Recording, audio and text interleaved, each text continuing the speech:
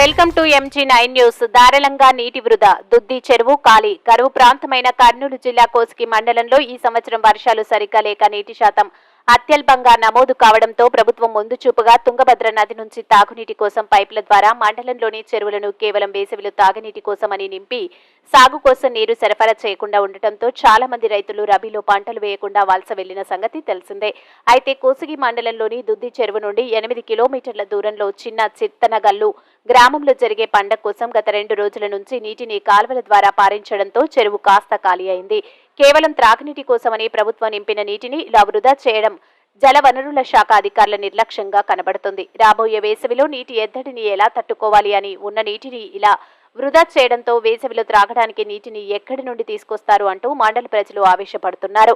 అధికారులు లంచానికి నీటిని అమ్ముకున్నారా లేక రాజకీయ ఒత్తిడితో ప్రజల గొంతులు మాడుస్తున్నారా అన్న సందేహం వెలువడుతుంది.